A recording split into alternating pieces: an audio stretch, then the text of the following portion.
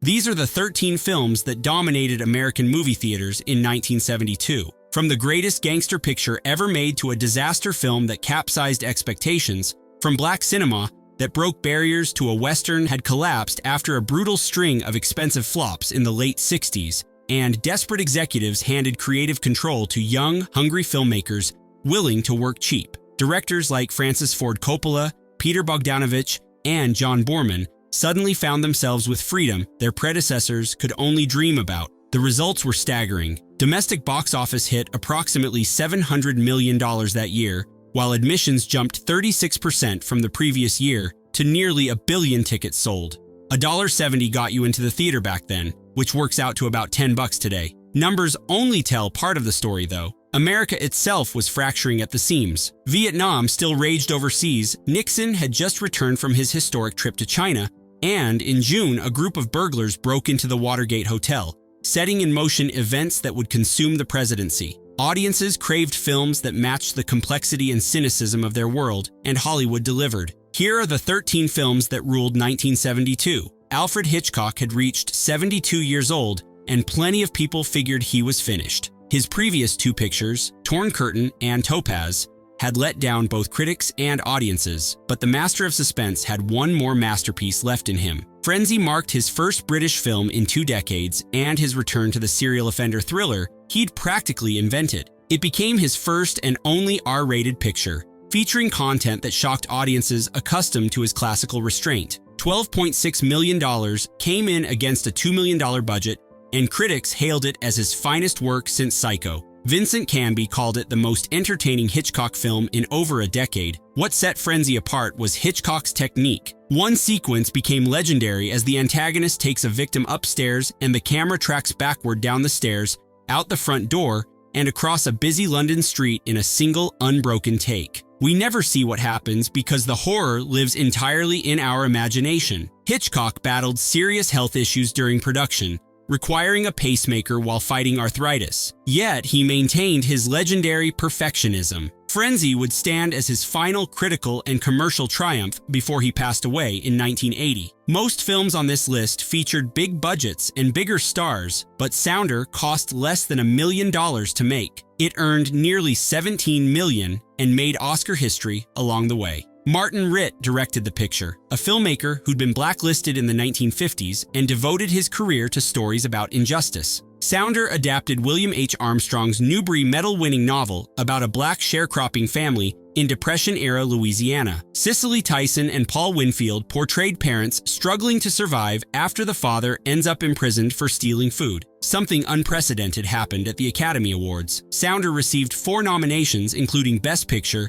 Best Actor for Winfield, Best Actress for Tyson, and Best Adapted Screenplay for Law & Elder 3. This marked the first time a film featured Oscar-nominated performances by 2 black actors, and that wouldn't happen again until 1993. Sounder arrived at the height of blaxploitation, the era of Shaft and Superfly. It offered something different, a dignified portrait of a loving family without exploitation elements. Roger Ebert handed it 4 stars, writing that there wasn't a level where it didn't succeed completely. Paul Newman sat between Butch Cassidy and the Sundance Kid and The Sting at this point, arguably the peak of his career. Director John Huston had become a living legend, and screenwriter John Milius would later write Apocalypse Now. On paper, this Western should have been a sure thing. Milius had written the script hoping to direct it himself as a gritty, low-budget Western with Warren Oates in the lead. Instead, producer John Foreman paid a then-record $300,000 for the screenplay and brought in Huston. The finished film grossed between $16 and $20 million, but Milius was furious. He called the casting of cutesy pie Paul Newman a betrayal. They changed it from a Western about royalty and greed and power to a Western where Andy Williams sings a song in the middle of the movie and the judge and his girl and a pet bear go off on a picnic. The film earned an Oscar nomination for Best Original Song, while Victoria Principal received a Golden Globe nomination in her film debut. Today, it holds an 80% score on Rotten Tomatoes as a cult classic.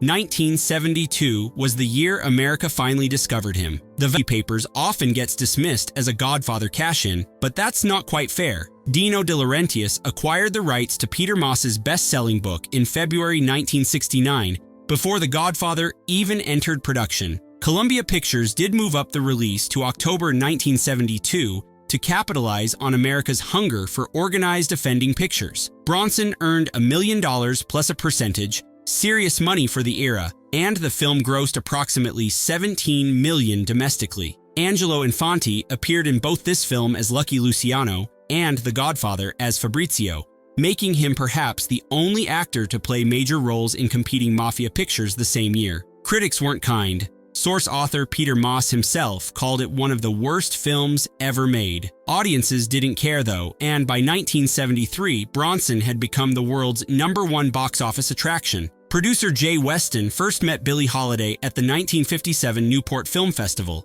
She told him about her autobiography. "It's not particularly true, but I think you'll enjoy it." Weston secured the option for $5,000 and spent 13 years trying to get the picture made. The breakthrough came when Motown's Berry Gordy spotted a Look magazine cover story mentioning Diana Ross's love of Billie Holiday. Gordy became convinced the project could launch Ross's film career. Diana Ross made her film debut alongside Billy D. Williams and Richard Pryor, with the production costing approximately $2 million and grossing nearly $20 million. Ross earned an Oscar nomination for Best Actress. Suzanne de Passe became the first African-American woman nominated for screenwriting, and combined with Lana Elder III's nomination for Sounder, this marked the first time multiple black writers received screenplay nominations together. The soundtrack album reached #1 on Billboard, becoming Diana Ross's only chart-topping solo album. Pauline Kael captured the consensus. Factually, it's a fraud, but emotionally, it delivers. When Pauline Kael reviewed Last Tango in Paris,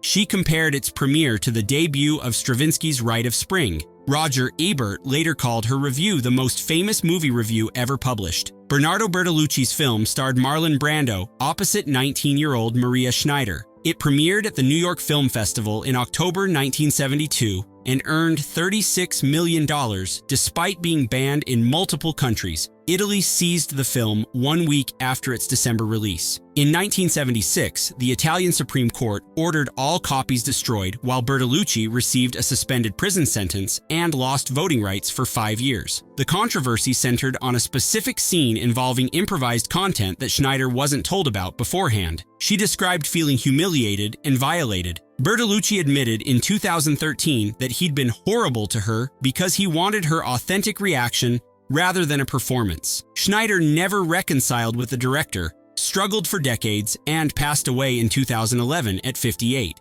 Despite the controversy, the film earned Oscar nominations for Best Actor and Best Director. Sam Peckinpah directing Steve McQueen should have been a match made in action movie heaven. Instead, it became a constant battle. McQueen had final cut privileges under his first artist's contract, and he chose takes that made him look good, what Peckinpah bitterly called pretty boy shots. When McQueen replaced composer Jerry Fielding's score with one by Quincy Jones, Peckinpah took out a full-page ad in Daily Variety thanking Fielding. The director's drinking increased dramatically during the 3-month Texas shoot. But the real scandal had nothing to do with Peckinpah. Co-star Ali MacGraw was married to Robert Evans, the Paramount producer behind The Godfather and Love Story. She later wrote, "I was obsessed with Steve from the moment he stepped into my world. Those eyes, the most extraordinary blue." The affair became tabloid sensation. MacGraw divorced Evans in June 1973 and married McQueen the following month. Nearly $37 million came in at the box office, and the film now holds an 84% score on Rotten Tomatoes. Bob Fosse wasn't the studio's first choice to direct Cabaret. Executives wanted Billy Wilder, Joseph L. Mankiewicz, or Gene Kelly. Fosse begged producer Cy Foyer for the opportunity,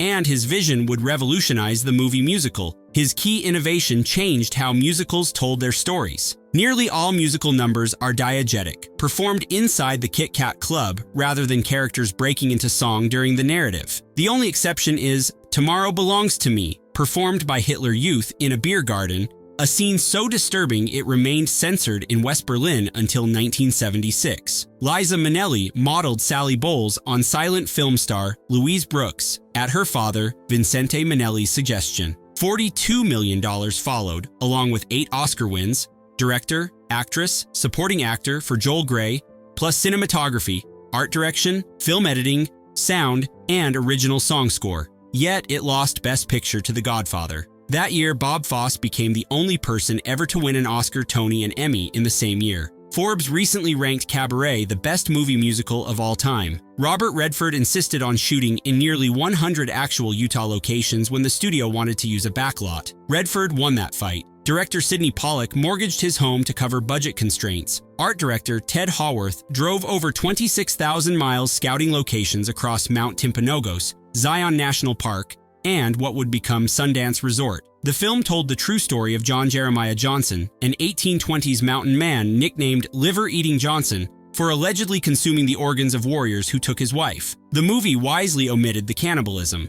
Originally, Lee Marvin and then Clint Eastwood were attached with Sam Peckinpah directing. When Peckinpah and Eastwood clashed, Eastwood left to make Dirty Harry instead. Redford and Pollack stepped in to launch a partnership that would produce 7 films together. Jeremiah Johnson premiered at Cannes, the first Western ever accepted at the prestigious festival, and grossed nearly $45 million domestically. After its success, the real Johnson's remains were relocated to Cody, Wyoming, with Redford and Pollack attending the ceremony. The studio eliminated insurance to cut costs, which meant the actors performed their own stunts. This nearly got them hurt badly. Burt Reynolds personally requested to reshoot his waterfall sequence instead of using a dummy. He woke up with all his clothes torn off and a cracked tailbone. When he asked director John Boorman how it looked, Boorman answered, "Like a dummy falling over a waterfall." Author James Dickey, who wrote both the novel and screenplay, wanted Sam Peckinpah directing and Gene Hackman starring.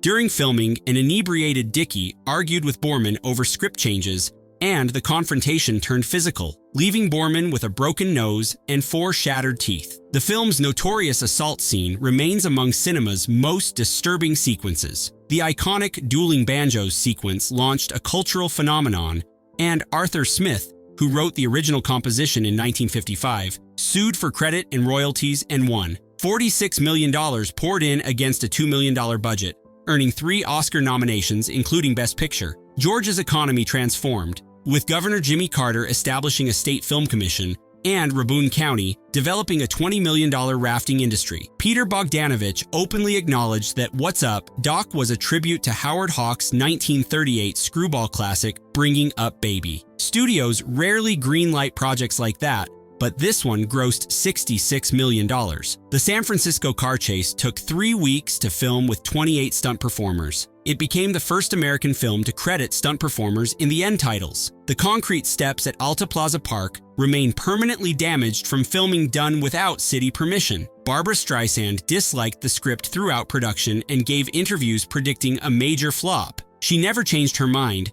even after it became a massive hit. Her refusal to cut her movie star fingernails forced Bogdanovich to have her carry something in every scene. The film introduced Madeline Kahn in her feature debut. The famous final line references another 1970 hit. When Streisand quotes, "Love means never having to say you're sorry," Ryan O'Neal, who starred in Love Story, delivers the perfect response. "That's the dumbest thing I ever heard. What's up?"